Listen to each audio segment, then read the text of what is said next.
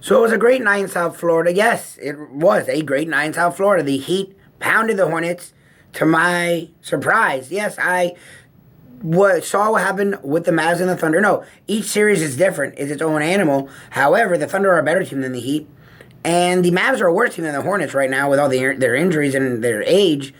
And the Mavs found a way to get back in that series. So you look at that and go, wow, what could happen with the Hornets and the Heat? Hornets played the Heat pretty well this year. Did not happen. The Heat kept up their intensity. Their defense is much better than it was last year, and their offense since the All-Star break is unbelievable. I didn't think they could put up that many points again. They did 115 points. Second straight night where they scored well over 100.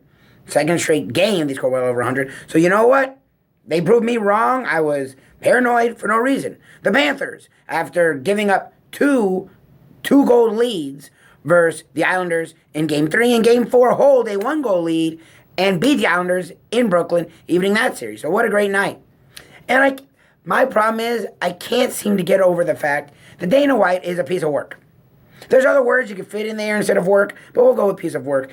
Dana White, the mogul who made UFC. Some people say MMA would have made it. No, MMA was nothing. No one cared about MMA until Dana White. Dana White made MMA as big and by many counts, bigger than boxing right now. It is everywhere. You got $10 million at the last gate for Diaz, McGregor the last time.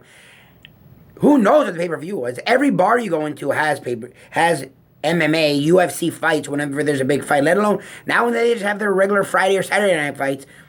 It's everywhere. So who knows what the pay-per-view is?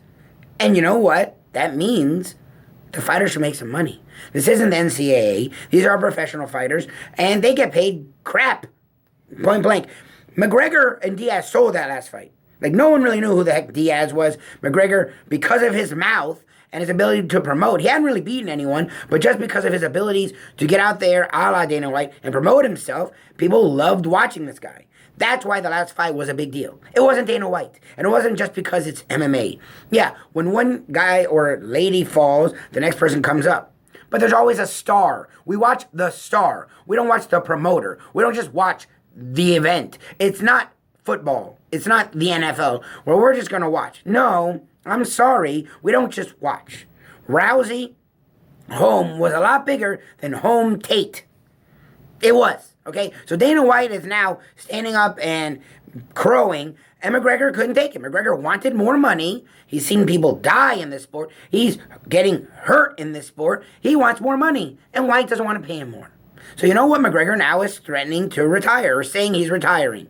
And White stands up and crows and says, well, if you don't want to do the work. Of course he does the work. Did you see how much he was promoting last time, White? He was promoting more than you. He was everywhere. But he wants to get paid. I love these business people in this world that they want to make all the money and have you do all the work. What the hell? You hear that statement? And that's reality. They want to make all the money and have you do all the work. That's not how it works in sports and in life, Dana White. The star makes the money. LeBron should rule the NBA because he's the star. No one comes to watch Dana White. Believe me, we've had him on. He's a dud. People come to watch Conor McGregor. Dana White, get your head out of your ass. I hope you fail miserably at this and realize Conor McGregor is the one we care about, not you. This is the Loop Tube.